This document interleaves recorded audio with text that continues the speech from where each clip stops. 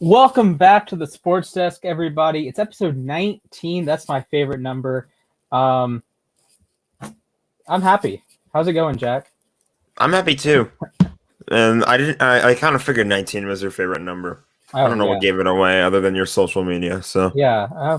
Wow, I can't talk. While we're on the subject, follow me on social media at Mr. Splashman19, capital M, capital S, capital M. Follow Jack. I believe his Instagram is Jack_Mitchell_01. that is correct. Boom. And Tixa, I know we're late, but only by a minute. Only by a minute. Yeah, but I guess it is. Still... You should see the shouting matches we have behind the scenes on other shows. Like Jack and I come for each other's throats. Like we've definitely never yelled at each other. No. So, you know what would make me yell?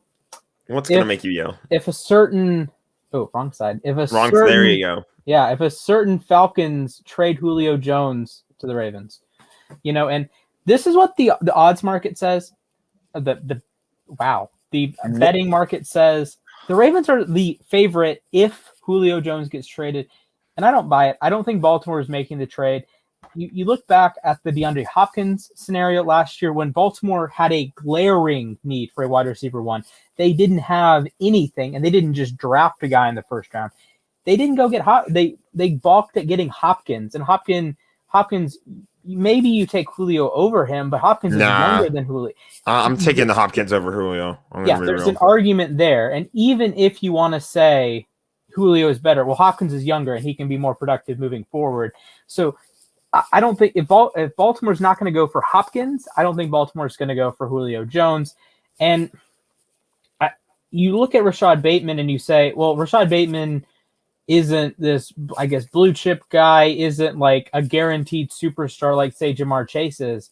He doesn't have to be. Julio Jones has an albatross of a contract. It hurts no matter how good he is at football. He could put up 150 catches, 2,000 yards, 20 touchdowns every single season, and he's still on a horrific deal for that team because you're paying him so much money. There's so much dead cap. You can't really do anything to it. It's like a poison pill.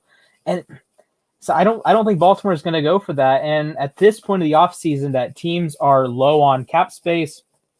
They don't really have money here. They don't really have money there. I don't think Baltimore is going to make room for Julio Jones. We made jokes all offseason. Oh, they're making room for Deshaun Watson for literally every team. No team really has the space to absorb a Julio Jones right now, unless you're giving up a lot of current players too. Yeah, it's one thing to get equal draft compensation for Julio Jones. I have a Chiefs. This one would just make me jump off a bridge. Let's be real here. If the Chiefs get Julio, if the Chiefs got Julio Jones, especially for this deal, you're not even giving up a first round pick. You're giving up a second, a third, and a sixth. Why would you not give up a first for Julio Jones? He's old. The contract's horrific. This one just I guess that makes irritates sense, me. PFF, shame on you for this. Come on now. I don't think he's not going to Kansas City. I'm pretty sure about that. No. I don't think he's going to Baltimore either. I'll pull the odds back up so we can run through those teams real quick. He's definitely not going to LA, at least not the Rams. I mean, the Chargers are a little high up on that list, which is a little surprising. I didn't think they would need somebody like Julio, but you never know. Yeah, I guess. What I was going to bring up was... Yeah, go ahead. What I was going to bring up was they have some people who report about the Rams or something were talking about how, they've done crazier things in the past. They might go for this again. You are not... For one, they don't need another wide receiver unless they give up a guy like Cooper Kupp or Robert Woods, which they just signed to long-term deals. Yeah, I don't think the Rams are drastically improving if they do that. Julio's better. Julio's better, I would say, but you don't really need him. I feel like the having both Cooper Kupp and Robert Woods together is good enough, and then you can get some use out of Deshaun Jackson or get some use out of Van Jefferson finally. Tutu Atwell. I mean, not the GOAT.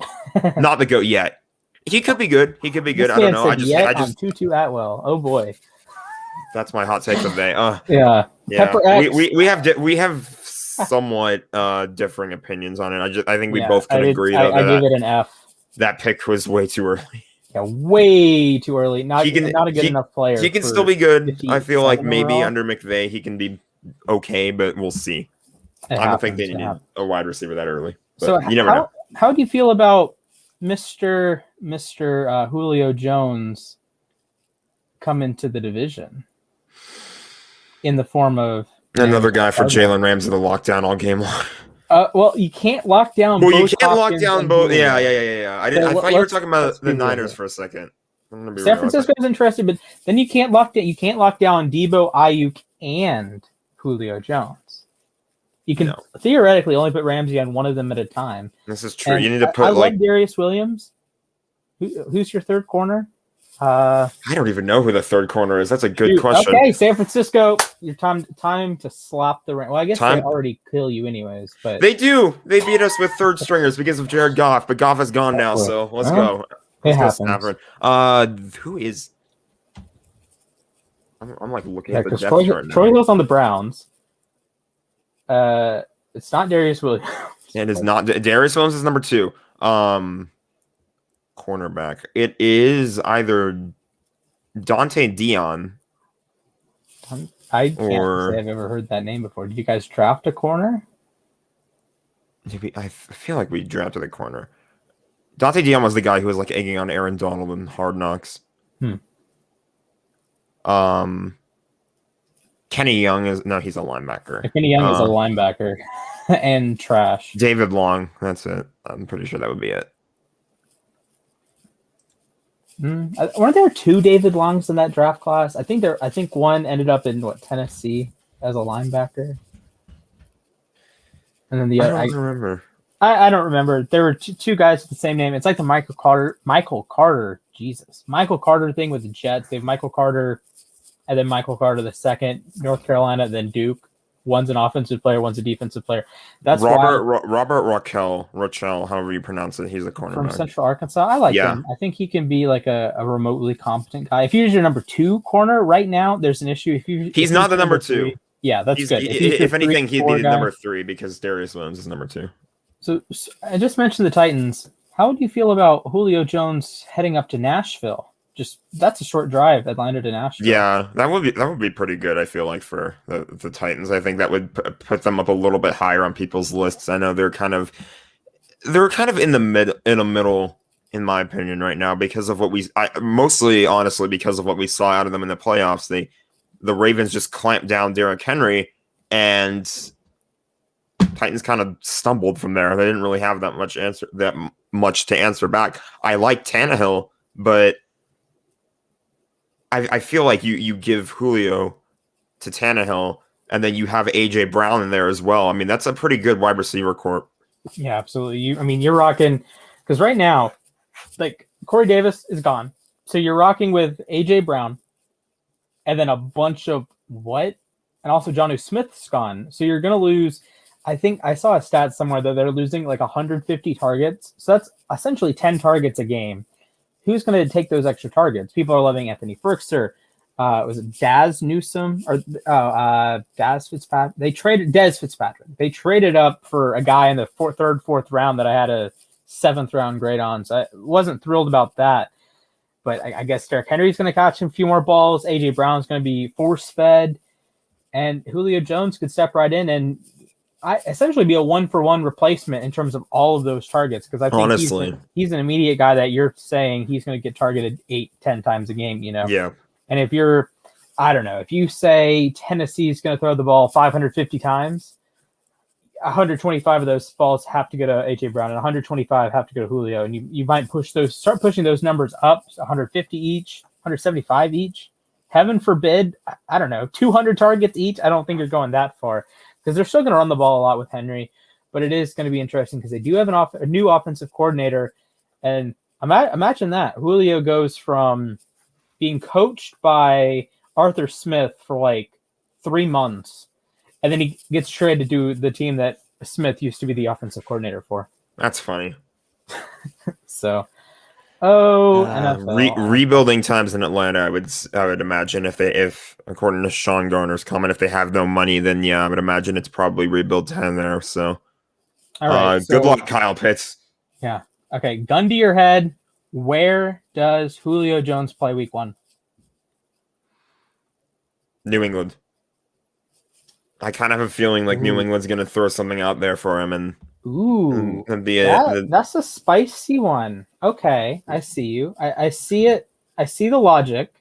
I know Cam likes Julio. I know they trained together in the offseason, and they were in the He same knows division. them well too, considering Yeah. they were in the same division. Yeah, So same division for what, almost 10 years. yeah. Yeah, I mean, and then even at college, one went to Auburn, the other went to Alabama. So that's always the connection.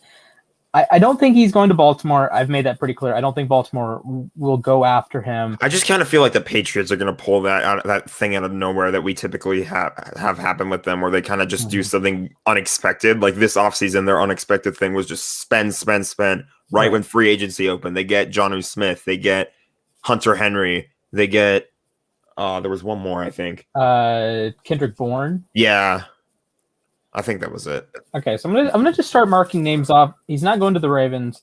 I don't think he's going to go to the Colts. I don't think they're going to want to spend the money there. I don't think he's going to go to Green Bay. Same ordeal. That I don't think they have any interest in spending that much money on like a player, right? Yeah. Like it's one of those weird things of team building that they like the guys they have more than integrating other players. Like the Colts, of course, they did trade for DeForest Buckner. But other than that, how often are they going outside of their guys? You know, I guess they did get Wentz, but he's a Reich guy more than anything. Giants, I don't see it. I didn't really think they should have gone after a wide receiver in the draft. They got Kenny Galladay already too, though. So, but I don't see the need. And you have 5 guys that are like competent wide receivers. You don't need Julio Jones. The Eagles, I also don't see it. Beyond like plus 700. I don't see it. The Chargers and the 49ers are kind of reaching out to me. Also New England. I think he will end up going to the AFC if he's traded. I don't think Atlanta should trade him. It's one of those, they're on the fence of rebuilding if they trade Julio. If they keep Julio, they are competing this year. And I think they can win, they can win some games. They might even slip into the playoffs if their offense plays as well as I think it can. But if you trade Julio, you could go 4-13. You could be horrific because you don't have that extra gas in the offensive tank, And right now, currently constructed, they have a top 10 wide receiver in Julio Jones, a top 12 receiver in Calvin Ridley. Matt Ryan is remotely competent at football. They have a good offensive line, at least on paper when everyone's healthy. And then Kyle Pitts, he's a tight end. Tight ends always suck year one. Kyle Pitts is different. Kyle Pitts is the most tight end I have ever seen. And he's insane. Tight end, potentially in draft history. I don't care that he has to block some of the snaps. When he's on the field as a receiver, he will be awesome. He's probably going to be a top 10 tight end immediately. And you also have Hayden Hurst there, who's a top 10, 12 guy, Do you agree with the take that Kyle Pitts is the wheels? So if he's your third, fourth option and slipping behind the defense, I think Atlanta could score like 30 points per game this year. I wouldn't be shocked. Do you agree with the take that Kyle Pitts is the best player in the draft? Can you hear me? Yeah. Yeah, I was wondering. Do you agree? Oh, agree with that he's the best player in the draft this year? Kyle Pitts. Yeah, he was my prospect one. All right then. Yep. Yes, sir. So hopefully he doesn't have to go through a rebuild. That would suck. Yeah, that's what you don't want as an NFL player. It's just the constant losing, and even especially as a rookie. Like if you're, say, I'll use a Joe Flacco example. Joe Flacco has been to the top of the mountain. He knows he went from a 5-11 team to a Super Bowl champion team in 5 years. He went to the Jets last year, and he probably knew they're going to suck, and that he's not going to be playing important football. It's very different for a guy that's won a Super Bowl, that's won a bunch of playoff games, has been to the playoffs a lot, because he knows there's a process to things. Kyle Pitts, he doesn't know there's a process. Like, he doesn't know how the NFL process works. And if you go 3-14 your first year and you throw your arms up, you go 6-11 your second year, you throw your arms up, like you don't have that process and you don't have that hope, you don't have that, I guess, confidence in your guys that we will make it to the playoffs. We can make it to the playoffs. It's a maybe we make the playoffs, maybe we don't mentality. And I don't think that's healthy for young players to have. So that's one reason you might be a little skeptical about, say, Trevor Lawrence, Zach Wilson, because they're in crappy situations. They're in situations with teams they were that went literally 29. They were brought into these teams because they were not winning. Like they were the reason the Jaguars had such a bad record is why Trevor Lawrence is there, or why Zach Wilson is on the Jets. Yep. Versus this situation is like a little weird because like they could be rebuilding, but they could also be competing. We don't know. Like the Falcons could go 9-8, and I wouldn't be shocked. If the Falcons make the playoffs, I'm not shocked. If they don't make it, we're not playoffs, shocked.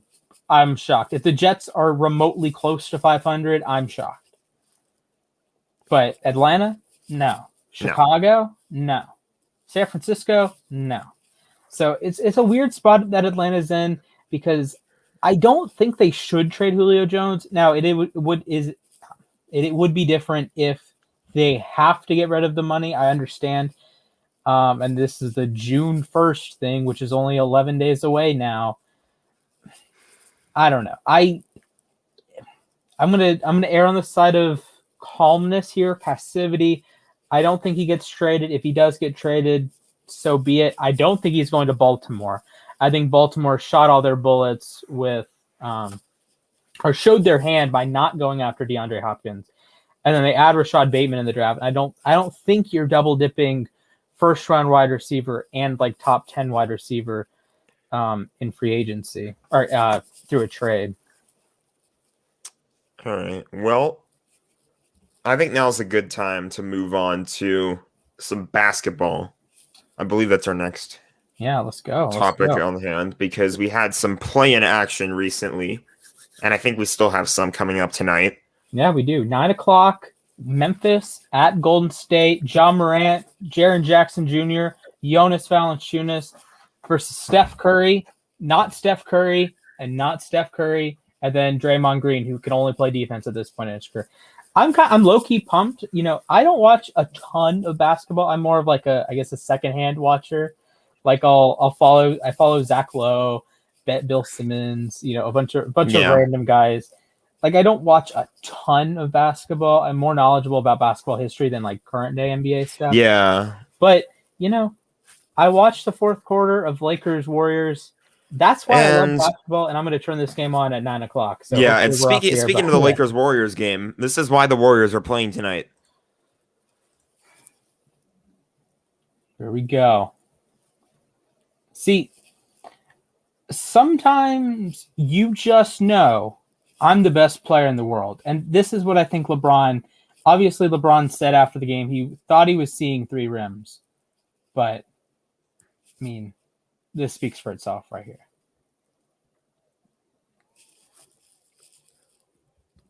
Like, listen to that crowd, by the way. So Drake's even getting amped. That's what happens when you are the greatest player of the generation. These are the kind of shots that define a career. LeBron doesn't have many shots that define his career. He has LeBlanc in the 2016 finals, but if you think, what's the most famous shot of LeBron's career? Is it Orlando? Probably not. Is it? It's nothing in the finals. No. Like, what's the defining offensive play for LeBron's career? There is none. This is the kind of play that he hits in a big spot. If they win the title this year, hitting a dagger in Steph Curry's face. You look back on that. Those are the things you remember. Mm-hmm. Absolutely. And it's we're going to throw up Teeks' comment. Actor of the year. He did get hit in the face. And I'm still shocked that it wasn't ruled a flagrant because because Draymond did go whack on his face. Now, by the way, I love how they got Space Jam 2 was trending on Twitter when that happened because people were like, "Oh, LeBron's acting now. I wonder he's going to be even better in Space Jam." Okay, that is hilarious. And as big of as much as I do like LeBron, like I own one of his jerseys, for what that's worth. You own Big a shot. LeBron Cavs jersey. Yeah. That's not bad or anything. Go Cavs. Where's my Cavs? All right, I guess it's hanging, or it might be in the wash, whatever. Anyways, go Cavs. LeBron's the greatest player ever. There we go. There we go. We can move off the Lakers now if you'd like. I personally don't want to, but yeah, let's talk more. Because there's more coming up for sure. Yeah. Absolutely. So tonight again, Memphis at Golden State, 9 p.m. Tune in. It should be on ESPN. Speaking of ESPN, Wednesday night's game with the Lakers and the Warriors was the most viewed game on ESPN since the 2019 Western Conference Finals. Sports are back, baby. Not only are the sports back, but crowds are back. Remember, I mentioned that crowd in that Lakers clip that I showed. That's insane to see the Staples Center that full after so long. Like just that partial attendance was ridiculous. Like I've been in that arena multiple times before, not for Lakers games, but still, it's been like even for Kings games, the place gets completely packed, and it's like to see that place just get full again after such a long time empty. It's insane. And I was at Dodger Stadium last week. We'll get to MLB soon. Yeah. So I can show off my Dodgers hat then. Just being there and seeing fans there was insane. So it's really good to see the crowds back. Actually, Dodger Stadium announced that June 15th, they're back to full capacity. Wow. And other teams are announcing that too. We're going to get full capacity stadiums for the NFL this year. It's happening. Yeah, 100%. Absolutely. And like the Braves announced full capacity starting a couple weeks ago. And Sunday afternoon, I'll be at a Truist Park just watching the Braves lose to the Pirates again. But yeah, back to the NBA. I had the volume off. So back to the NBA. You can see them, though. You can see them jumping. There you go. Absolutely. So 3 out of the 4 play-in spots have been decided. The 7th seed in the West is the Lakers. The 7th seed in the East is the Boston Celtics. And the 8th seed in the East is the Washington Wizards. The only game still up for grabs is the Memphis at Golden State game, like I mentioned tonight. And if Golden State wins, that means nothing changed in the play-in games. Low-key, I understand like the Warriors-Lakers game is probably going to be the game of the year pre-playoffs. It's up there with like the Wizards and Nets games or the Cavs Nets game. But it's like you think about it in the long term, like as awesome as that game was, it had no real impact on the season. Right. It felt to me like a first 4 game. And here's the number of times a first 4 team has won the NCAA tournament. 0. There's only been 2 teams that have gone first 4 to the Final Four. That's 2021 UCLA and 2011 VCU. These teams are not playing meaningful games. They're not even getting to the championship. They're not certainly not winning the championship. And Lakers, to be fair, UCLA did lose on a desperation 3. Okay, so. This is true. But like if the Lakers win the title, nothing changed. Nothing changed. And even if the Lakers do win the title and you say, well, they went from the play-in to the champion, they were still the 7 seed. They were going to be a low seed regardless. Yeah, like that's coming from a Lakers fan. Like nothing would have changed. Like that's just you don't really need to brag about like, oh, we made it from the play into the title. Like we're such a good team. You were gonna be You're favored over the Suns. The Suns have their best season in like a decade. We are the 7 seed competing against the Suns in their best season over a decade, and we're favored over them. Yeah, it's the only time in the last, I think, 35 years that the 7 seed's been favored. You know, the 6 seed has been favored because the rules for the NBA used to be different. The 5 seed is sometimes favored over the 4 seed. This year, a 4 seed, it's either a 4 seed or a 7 seed is favored to get out of the West, the LA teams.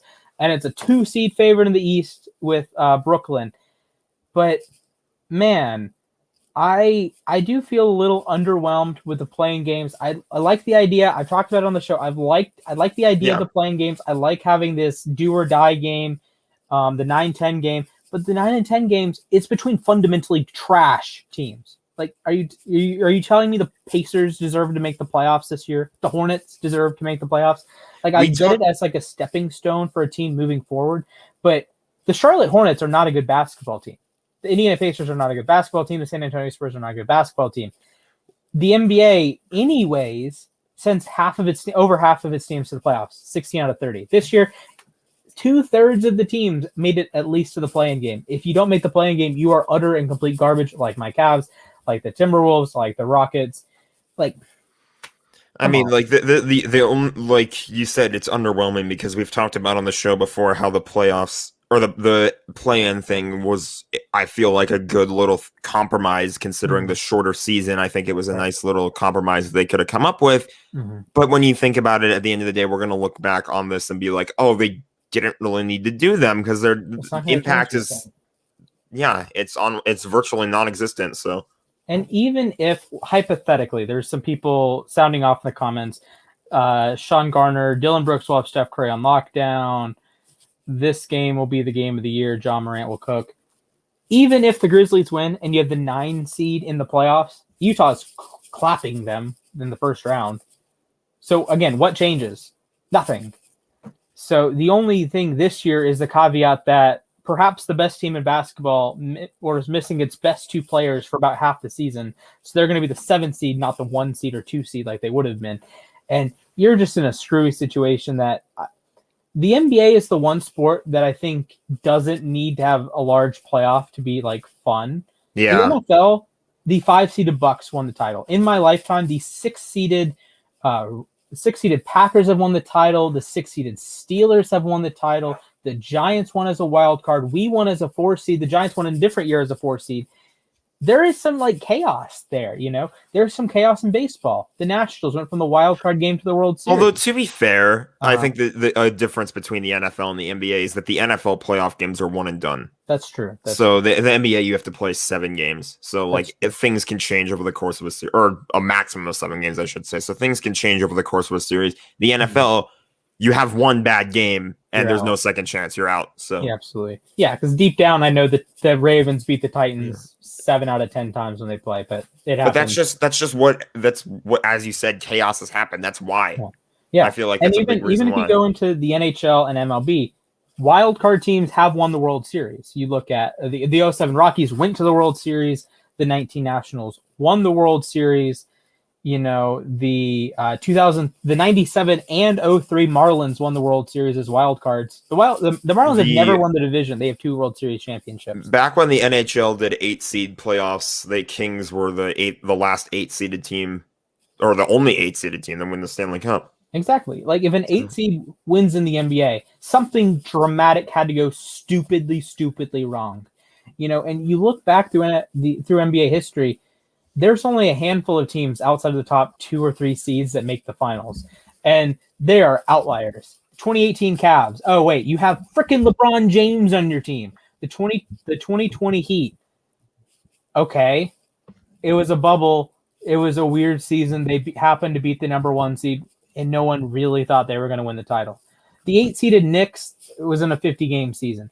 The 95 Rockets were the reigning champions, and this year, if the 7-seeded Lakers go to the finals, win the finals, it's the reigning champions that get a little underseeded, get healthy for the playoffs, and then boom, they win the title again.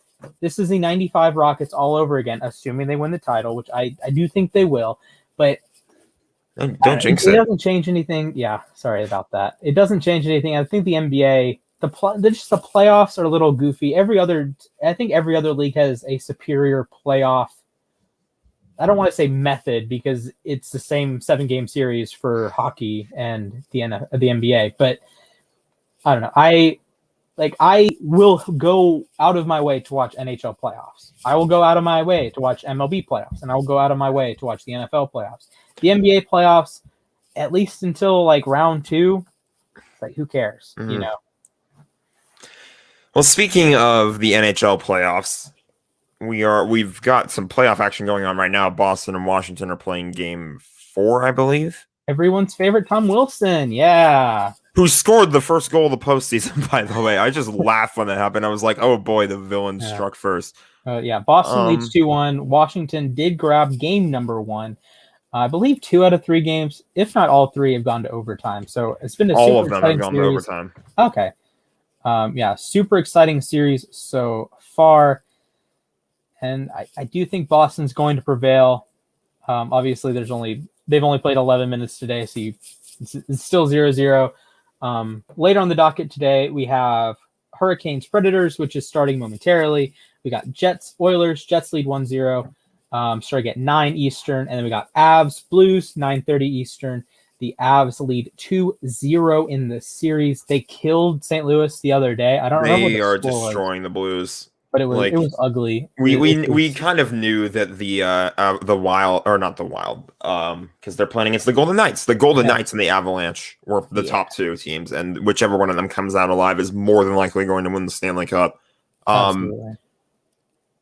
How about that Tampa Bay Florida series though? That's a banger of a series, honestly. So I will take the L on this. I picked Florida to win the series ahead of time, but I didn't realize Nikita Kucherov was coming back. And it is so jarring that people are calling out the Lightning for cheating. So, Jack, first, explain the loophole if you can. And second, is it cheating? This is a big if I can. So the loophole was that Nikita Kucherov was out for the whole season. He was injured. I don't even know how he got injured, but apparently, I need to actually look this up. I don't know 100% of the details. Kucherov return. Kucherov. Also, Steven Stamkos is back. Yeah, Stamkos was hurt mid-season though, so it was fine. Okay. He underwent hip surgery, missed the entirety of the regular season. Playoffs start, and he comes back. And I mean, is it? I guess people are complaining that he was able to be on. They had to have put him on the long-term injury reserve, right? I have no idea. If they should have. I don't know why he wouldn't be on the long-term injury reserve if he would have missed the whole season. But people are complaining about how Tampa Bay is cheating, I guess, for keeping him on the roster and not having to pay any salary cap or something for that. Oh, gotcha. So it's not a play issue. It's not a Kucherov shouldn't be allowed to play. It's they kind of finagled the financial situation around him. Yeah, that's what. Yeah, here we go. We got an ESPN Plus article on it. So here's a little summary. They win the Stanley Cup last season. With the salary cap flat, I'm quoting this directly from the ESPN article, and their contract numbers rising, it was assumed they'd have to break up parts of the roster to be cap compliant. Kucherov's offseason hip surgery provided them with the opportunity to keep him on long-term injury reserve. There you go. Okay. So yeah, he was on long-term injury reserve. It's not cheating. He got hurt. And he just came back to the playoffs. Okay. Yeah, they just kept him on long-term injury reserve until the playoffs. Something else, though, that I want to highlight, literally, I'm going to pull up a highlight in just a second here. The Canadiens and Maple Leafs met in the playoffs for the first time since 1979. Yeah. I believe that was a cup. Was it a cup final? No. Can't have been if it was 1979. Anyway... it was I'm gonna check the share audio box this time, so prayers for no copyright. I'll turn the volume down though, so our voices will be heard over it. But just watch this. This is the shorthanded game-winning goal. I have been the top golf. That was art right there. I have been the top golf, and and there was a specific rule that I'm not allowed to run up and do the Happy Gilmore. Yeah, it literally said on the sign with the rules that this is while I was in Colorado, by the way. This is it said on the sign with the rules. Yes, we've all seen that movie. So we know. Top golf is fun though. I love me some Top Golf. I'm gonna. Yeah. I don't know if my buddy Cole's watching, but we got to go to Top Golf. That was the one thing I did while I was in Colorado that I felt like I'm not in the middle of a pandemic right now. Like I just felt completely chill. So speaking of chill, jumping back to the ice right now. Little recap. Boston leads the series 2-1. Vegas leads 2-1 over the Wild. The Canadiens lead the series over Toronto 1-0. The Penguins are leading the Islanders 2-1. The Lightning have taken 2 out of the first 3 against the Panthers. The Avs lead 2-0. The Jets lead 1-0. And the Canes lead 2-0 over the Predators. Do you think it's going the way you thought it would go, or who's surprising you? Relatively the same. I figured Vegas would be up at least 2-1 by this point. I thought Minnesota. I'm surprised Minnesota was able to hang with them for as long as they did. Especially that first game was probably the best goaltending battle I've seen in the playoffs. Mm-hmm. It was. They did win in overtime, so they did. It was Cam Talbot going up against Marc-Andre Fleury, who is riding a huge bounce back after what the craziness that happened with him in the bubble last year. Mm-hmm. I think that it's relatively going the same way I expect. It feels like when one of those teams scores a goal, it's just such a huge goal because the other goalie has just been on fire, and it's like right. You finally score on them. And I remember the first game 2 when Minnesota got the first goal in regulation. And I was like, oh, geez, that's such a huge goal now because, like, Vegas isn't scoring. And then literally not even a minute later, Vegas rushes back down the ice the other way and scores. Absolutely. And it's like, it's going to be that kind of series. And it's fun.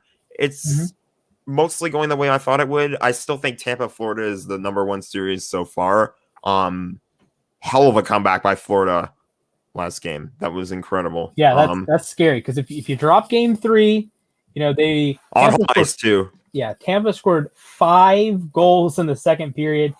Heading into the third, Tampa leads 5-3.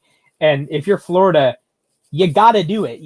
Now is your time. You got to get 2 goals. You got to at least force overtime. They did score those 2 goals, and they did force overtime, and they did win in overtime. So huge performance there. Huberdeau had three assists for 3 points, and Florida had 5 other guys with multiple points. So big game for Florida. Overall, I would say it's relatively the only surprise is like Minnesota.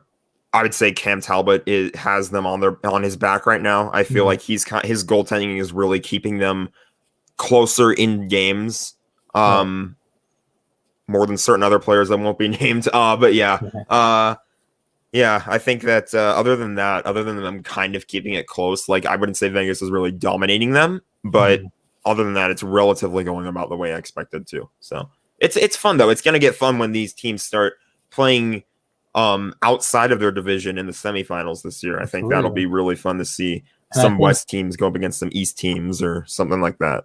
And I think we're going to have some really good playoffs, even the next round. You have Vegas and Colorado, potentially the 2 best teams in hockey. They're playing in the last 8, and that's going to be lit. You're going to have, what would the matchup be? Would it be Carolina and Tampa, potentially? I think so. Like, that would be a banger of a matchup. And then it's looking like Bruins, Penguins. So, your black and gold brigade out in full force there. Hopefully the Islanders can turn it around against Pittsburgh. Shout out to Dan. Yeah, shout out to Dan. Friend of the show. I know he really wants on the show before. He has been. That's why I said friend of the show. He twice, right?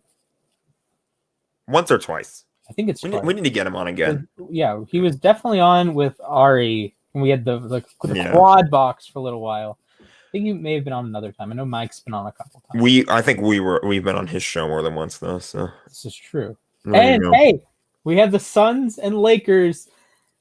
It's going down, and when the Lakers, I'm gonna be all over this. Yeah, when the Lakers beat the Suns, Dan, I'm coming on your show, and I'm clowning your buddy that said the Suns were gonna beat the Lakers. That's both of us coming on there. Yeah. So. All right, what's next on the agenda? We skipped over this, by the way. Let's move back to the MLB, or not the MLB, the NBA. We have a couple leaks in terms of the uniform department. Not just going to schedule leaks, but leak. This is courtesy of one of my favorite websites, sportslogos.net. All right, let's pop it up. Here we go. Boom. These are blurry. These are just, I think they are, I don't know where they were taken from. Let me see. It's like a catalog or something. Might have been like, I don't want to like read the whole article here, but yeah, this is like probably from like the NBA's catalog that they send in advance to like the manufacturers and stuff. Heat one, it looks to me, obviously it's a little blurry, but it looks to me like the Miami is 5 different fonts. Yeah, that's what it appears to be. So The that's rest of cool. these give me throwback vibes. I know the Yeah. Nets used to be blue The and New red and Jersey white. Nets, and even the New York Nets. People don't know that they used to play in New York. When they I were know on that they the used to team. be the New York Nets. Oh, nice. The Lakers one looks like a throwback to like early days when like the font is askew like that. I know that's Yeah, been a the thing baby blue, before. powder blue sort of deal. Yeah, this one's Chicago purple though, looks like obviously. the early '80s. Yeah, but it looks to me like it's purple with like a baby blue trim. Yeah, that's what I can see.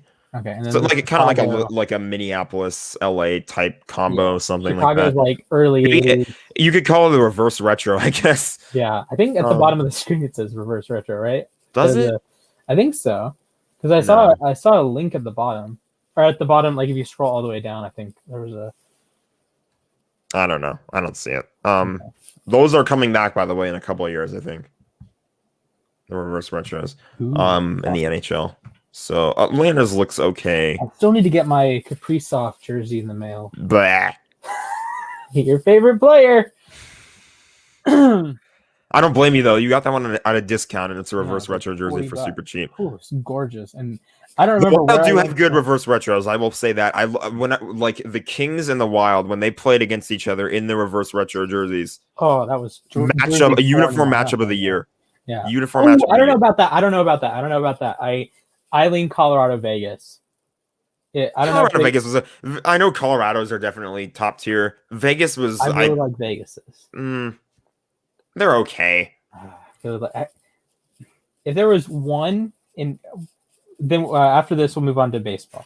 If there was one jersey set, any sport you could have, but you could get all 30, 31, or 32 jerseys, which set would you get? That's a good question. So like MLB home, NFL road, NBA alternate, reverse retro. If anything, it would. I want to say NBA City.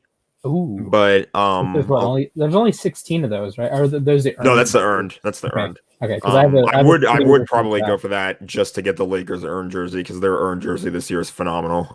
But that's a good question. I'd have to think about that. Okay, so that's a good question to ask to the app. Honestly. Yeah. Okay, what jersey should I get when Frankie pays me back for saying that Rodgers wouldn't go anywhere? Should get a Rodgers Packers jersey. Well, actually, that would be nice so I could wear that on Alex's show. That'd actually work, yeah. Yeah, I don't know what color I would get, but yeah, actually, I could do that. So, you could get yourself your Rams bone gray jersey. Ooh, that you've talked about before. I probably should go for that at some point. But they do have a new alternate coming later this year. I don't know when they're going to announce it, but are there any teams that you would never want a jersey from? Other than the obvious, the Chargers. Yeah. So, which sucks because they have really good jerseys. A lot of I've said my opinions about this before. They have more choices than almost any other team. This is true. They were released like 5, 6 at once. Yeah. Who would I never? These are things I have to think about. Who I would never other than the obvious rival teams. Probably, I would never wear a jersey from any of the Boston teams. I'll say that. Ooh, okay. So not the Patriots, not the Bruins, not the Red Sox. I see myself wearing a Josh Gordon Patriots jersey. And that would be the same for the Browns. Pittsburgh. Right, I believe we're moving. Go ahead. Pittsburgh. I don't think Pittsburgh has a player that I right now would want to buy. Like at least the Browns. I know Josh Gordon was a Brown essentially. So I mean, I don't think maybe baseball. I don't know. I can't see myself getting like a current Dodger. Hold pause. Manny Ramirez. There's my. Oh, I used to love the 99. Oh yes, sir. The 99. 99 Dodger blue. Yep. There's my answer for the Dodgers. Your full team right now can screw off, but Manny Ramirez. Well, since we're moving the baseball. Boo. I have to get this already. Boo. Boo. Boo. What side is it on? There we go. Rigged. Mickey Mouse ring. Boo. Why didn't you win it then? Boo. Because I can't even say you cheated. I don't know how you would cheat. The Astros cheated. The Astros they cheated. Didn't cheat last year. They didn't cheat. Not last year, no. And they didn't cheat when they won Game 7. We've had this debate before that they didn't need to cheat to win. And they're really freaking good this year too. That's the crazy thing. They have. Oh man, wow. I think that this coming month is when they play at Dodger Stadium though, so they're gonna. Oh yeah, they're gonna get the Boo Bird. They're gonna have some fun. What was that? All right, are you going to those games? I should. Be lit.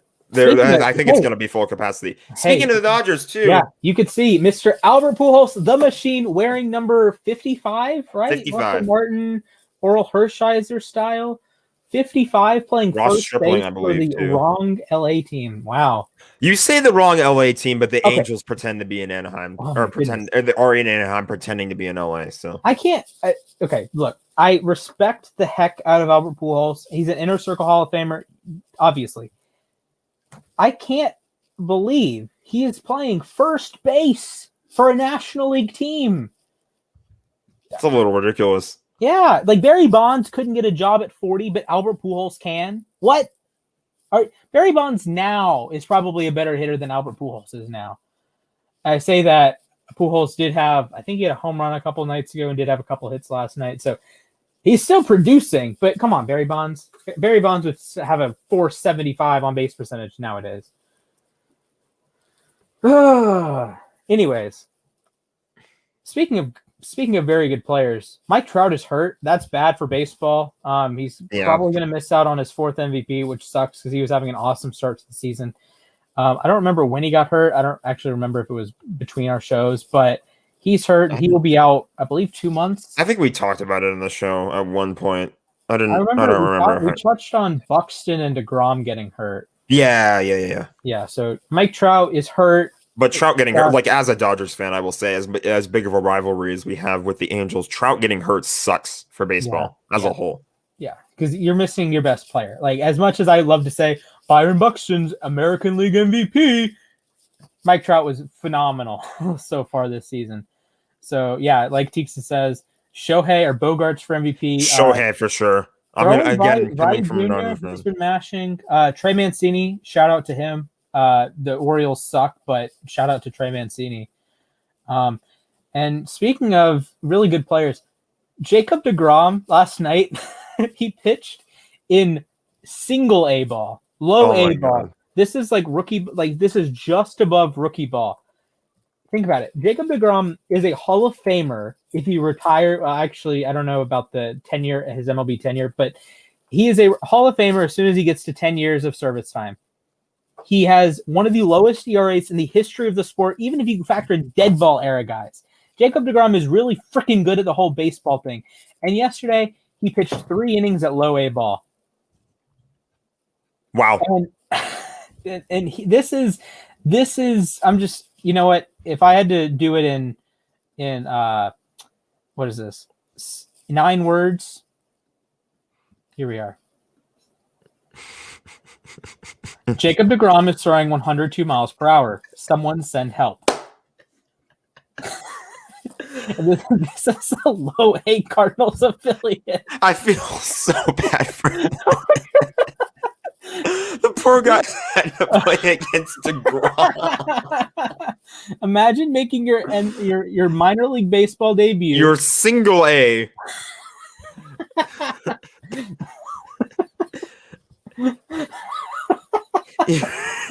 I love that second reply.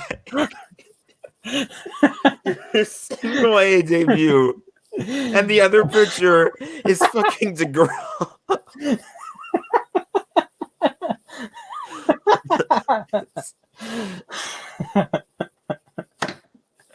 Oh, that is terrible. Do we have highlights? Is the question. I don't think so. I think the game was sold out. So look at that. We're playing against our people our own age. Oh my goodness. Oh my god, it feels so bad, man. I can't. These tweets are amazing. Whoever runs this Twitter account deserves a raise. Yeah, absolutely. Could be the old Vegas guy. I know the person too. made the Vegas Golden Knights Twitter famous got fired. So, Oh dear, rest in yeah, peace. that happened like 2 years ago though. So, Oh my goodness. There's one more tweet that I want to find. Here we go. I don't remember what year you told me you were born in, but 99. 99? Yeah. Okay. So when I was 19, aka last year, I would watch a lot of YouTube, right? Just watch YouTube, watch some Disney Plus, I watch The Simpsons a lot. These guys, when they turned 19 or 20, they were watching Jacob deGrom throw 102-mile-per-hour fastballs in a low A baseball game. Think about that for a moment. It's like there are guys down there that can throw 100, and there are guys throughout the minor leagues that can throw 100. But Jacob deGrom, maybe the best pitcher ever. Like he's probably has an argument there. I mean, I think I would take Kershaw in the last like 20 years. Kershaw, maybe Pedro, Maddox. Like it's a very short list of guys that I would take over deGrom. Consider at least taking over deGrom. We have too little time to talk about it on this show, but Jacob deGrom is one of the greatest pitchers ever. He probably would have won the Cy Young this year had he not been injured. And he's throwing 102 miles per hour to guys in low A ball. This is his conditioning assignment? Yeah, this is like his little rehab. I know the doctors are doing this with Bellinger and McKinstry today. And that's in AAA. This is single A, not triple A. This is low A ball, boys and girls. Oh my, no! Like again, what are you supposed to like they said? What are you supposed to do with this? This is Jacob deGrom. God. He's wearing number 11. He's not even wearing his usual 48. Just whomp. At a certain point, I don't feel bad because they're Cardinals players and I hate the Cardinals, but update. He struck out all 3 of our batters in the third. No, really? Wow. What a day. What a day of baseball. And we're going to wrap up the show after my screen unfreezes. We're not going to do hot takes? Yeah, that's what I'm going to wrap up the show with. I thought you were going to say we're just going to wrap up, and I'm like, where's the hot takes? Oh, man. Guess who's texting me? Who? Dan. He's telling me Suns in 6. I'm going to tell him he's a moron. Hey, Dan. We'd love to have you on the show again, but when you say Suns in 6, that's a moronic take. Both of us are going to come on the show. Yeah. And we're going to have words. Yes, we will have words. And let me actually pull up the hot take-o-meter. Where's the hot take-o-meter? No, it's not there. Where's the hot take-o-meter? Oh my goodness. No. Oh, there it is. I had to update my laptop yesterday, and everything's like curvy now, not squares. And I'm like, ugh. While we're waiting for this to come up, we have a bit of a scoring update. The Predators currently lead the Hurricanes 1-0 with 11:29 in the first. All right, here we go. We got the hot take-o-meter ready. This might be the last time you see this installment of the hot take-o-meter. Oh yeah, and before we move on, yeah, we have some breaking news. We might be adding a new segment to our shows every Friday night, 6:30 Eastern, 3:30 Jack's time. We might be doing some Squash the Splash trivia. This is going to be fun. We're going to get some trivia. I am not personally good at writing trivia questions, so I'm going to have to maybe get some help on that, but I think we're going to try to pull off a little trivia, try to get some of you guys on here and see if you can squash the splash. Absolutely. It's like Stump the Schwab, but better, So Stump the Schwab, mid-2000s ESPN Classic show. These Joe Schmoes tried to go up against the Schwabby, and beat him in trivia. And we're going to try to do the same thing on our show. If it hits, hey, maybe we can do it in a different segment. If it doesn't hit, so be it, I guess. But yeah, stay tuned. Teeks is down for some trivia. My dad likes some Randy Johnson.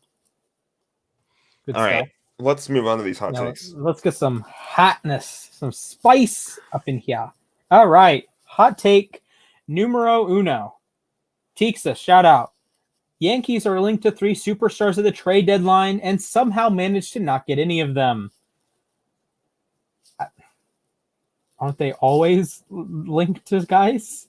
Everybody links everybody to the Yankees, it feels like. Yeah, this is like chocolate milk cake. I don't know. Would chocolate milk even like help you more than regular milk? I don't know. I don't know. Could put it on there. I don't know. Maybe not. We'll All right. talk to Henry about it. We got fail for Fields. Canes versus Avs in the Stanley Cup Finals. Avs in 6. Thoughts? I'm gonna go Tabasco here. I feel a lot of us feel like the Avs can make it to the finals. It's just can they get past Vegas? Which honestly, that's probably a 7-game series. The Canes, though, it went away. It was just on the game against the Predators. They were losing just now. What are they up 2-0 against Nashville right now? 2-0. Yep. They'll probably beat them. I don't remember who their next opponent would be. They would play Tampa or Florida.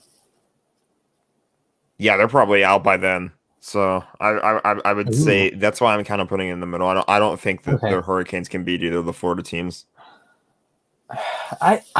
Carolina is playing great, but yeah, I think Tampa. You add in I'm going to just call him a cheat code. Not a cheat. They're not cheating, but he's a cheat. He's code. like Aaron Donald, basically. Yeah, he's in a sense, he's a cheat code. Like he can. I would imagine. Again, I'm not as well versed in hockey as I should be, but I would imagine people think he's like the second best player in hockey, like top 5, somewhere around that. Yeah, so definitely top 5. You're just dropping a top 5 player into a team that's really good otherwise. Tampa, Colorado sounds fun to me. Definitely could happen. Canes, I could see it. I'm gonna go Serrano here. I think the Canes are very good. I think they would beat any team in the Boston, Pittsburgh, Islanders, and Washington group. It's just a matter of if they can beat Tampa next round. Yeah, and it's like you're going to have a hard time beating, honestly, either team that comes out of that Florida series. Because while I did predict Tampa to win, and while it kind of does look that way, the way Florida played last night, it shows they're definitely not out of this series. So I really feel like either team that comes out of that series is going to be a pretty good contender for the Stanley Cup this year. Heck, the Panthers, they almost won the President's Trophy. That kind of came out of nowhere. So I mean. Yeah, all right. I'm kind of with you. I like Carolina, but I don't think they can make it that far. All right, here we go. We got one that I think you're gonna like. Albert Pujols. This is from Paul Saturno 44. Albert Pujols is not a Hall of Famer. I just took the Dodger hat off too. Dang it, Henry! You should have been faster on the graphics. This is Pepper X. Albert Pujols will be a 95% plus Hall of Fame guy. I mean, like, the last 10 years of his career, I get it. They've sucked from 2012 to 2021. He's probably not he's definitely not a Hall of Fame player, but his first 11 years for the Cardinals from 2001 to 2011, he's the best player in baseball. He's not the best player in baseball for 11 years and missed the Hall of Fame. This is like a Mike Trout being stuck on the Angels type of deal. Like, we all know that Mike Trout is the best player in baseball, and he's made the playoffs once and got swept in his whole career because the Angels have been a dumpster fire. Mm-hmm. So because Albert Pujols wasn't very good with the Angels. He was fine with the Angels for the most part. He had a couple okay seasons. He was an all-star, like a deserving all-star, but come on now. Albert Pujols, I'd be shocked if he's under 95%. You know, the only things that can really go against him are like the age thing. He doesn't have any steroid stuff. But look, he won 2 titles. So if he's like, oh, he's not a winner. Well, he won in 06 and he won in 11. Okay. He went to another World Series in 04. And it's probably going to win the friggin' World Series this year with the Dodgers. So you know what? We're off the baseball. All right. Last one. He's done hearing about this. Yeah. We got Jim D75. So he agrees with me that the Ravens trading for Julio doesn't seem like a Ravens move. But he sees the Rams making this trade. I absolutely see the Rams making this trade. Thoughts? Drop them. Remember when we said Pepper X earlier and that graphic needs to be updated? Yeah. I already said it. Like, the Rams aren't going to give up Cooper Kupp or Robert Woods when they just sign them to these long-term extensions. It's not going to happen. Like, that's absolutely what you'd have to do if you want Julio. Like, there's no other way around it. They don't have any more first round picks to give away, unless it's like in 2025 or something. Mm-hmm. Yeah, and like it's too risky. I feel like as well. Like, yeah, absolutely. Once if they do make that move, then that makes Deshaun Jackson their number 3, and like I like Deshaun Jackson, but he still can be an elite deep threat. Yeah, he can. I just made the connection. Matt Stafford throwing to Deshaun Jackson. That's like instant orgasm. Yeah, there was a video. I don't have this pulled up, but there was a video from the Rams OTAs. He was throwing to him, and Jackson had like a one-handed catch. It was pretty ridiculous. Because I mean, like, okay, in fairness, Stafford played with Calvin Johnson. Deshaun Jackson is one of the best pure deep threats in NFL history. I'm excited because Stafford. People hate on Stafford. Stafford has all the tools Mahomes has. He just isn't playing with Andy Reid. Stafford has all the tools that Aaron Rodgers has. He just isn't playing with the Green Bay Packers. And now he's playing with Sean McVay. Yeah, and I'm not saying Stafford's as good of a quarterback as those guys. Sure. But what I am saying is, as a prospect coming out, there's a reason Stafford was the unanimous number 1 overall pick in his draft, and it wasn't because he's a quarterback. He was a darn good one at Georgia. The tools are incredible. And if he was in Kansas City, he's probably winning an MVP. If he was in Green Bay and had the kind of organizational support that the Green Bay Packers have given to Aaron Rodgers, and it's current situation notwithstanding, if he's with the Packers, he wins a Super Bowl. For the Rams, it's like all they need is a quarterback that can do all these little things that Goff wasn't doing, and Stafford is absolutely capable of doing all these little things. He has the better football IQ. He can make these movements in the pocket to avoid sacks. And he's not a freaking statue. Exactly. He doesn't just stand there and drop the ball when someone breathes on him. Right. Like, yeah. Right. So I love this trade. I think it's great, but the Rams for Julio, I hate it. Mm-hmm. That's not going to happen. They just signed their top 2 to long-term extensions this last year. Absolutely. No reason to give that up for a win now move when you have the Rams have a bit more of a long-term plan than I think people realize. People think the window is closing in 2 years. They want Stafford. I think Les Snead said they would like to have Stafford for at least maybe another 2 years after this deal runs out. Yeah, I mean, Stafford probably Stafford's 33. It's so weird to say Stafford might be playing in his prime at 33. Yeah, Stafford has 5 to 10 years left. You guys are fine. You guys are going to. Yeah, I'm not worried at all. The rest of the decade. So we're going to do 2 more little things. First of all, how do you feel about Trevor Lawrence sending the Jaguars to voicemail 3 times? Oh my God. That is the most Jaguars thing. Is he in the bathroom? That's the most Jets thing ever, honestly. He was sitting there. He was looking at his phone. He's looking at his phone, and it's not going through. And then the third or fourth time the Jags call him, he finally picks up and it's like, oh, hey, Urban, or hey, Coach. So honestly, that is the most Jaguars thing of all time. I feel like that's more Jets on the brand, Jets but that I guess for the Jags too. The Jags at least get the right number. The Jets would call the wrong number. And before we wrap it up, Dan, you've texted me and tagged me on the app saying Suns in 6. You're incorrect. So Carolina Reaper, Pepper X, whatever you want to call it. Any last words before we wrap it up? We're throwing you on the hot take-o-meter, Dan. Yes. That's what it should be. Instead of Pepper X, it should just be a picture of Dan saying Suns in 6. Yeah. So any last words before we wrap it up? That's about it. I got nothing this time. Thank you guys for watching. Happens. Make sure you subscribe to the channel. Follow us on our socials. Follow the U Stadium on Twitter, on Instagram. Join the discussion on the U Stadium app. If you're an app. Yeah, if you're not there, what are you doing, brother? What are you doing here? If you're not there, you should be there. What are you doing? Make sure you subscribe to the YouTube. We are going to be doing even more live content. So we had Ian Rappaport on the show yesterday. That was a banger. He's going to come back too. That's the cool thing. That's the really cool thing. He had some technical difficulties last time. He'll be back for sure. Yeah, we're getting some more content. We're going to be doing Squash the Splash trivia next week. I'm ready to beat you losers. Not me. I'll be hosting. So yeah, well, yeah, not you, but the people watching.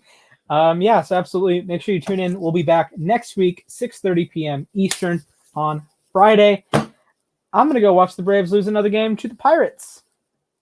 all right.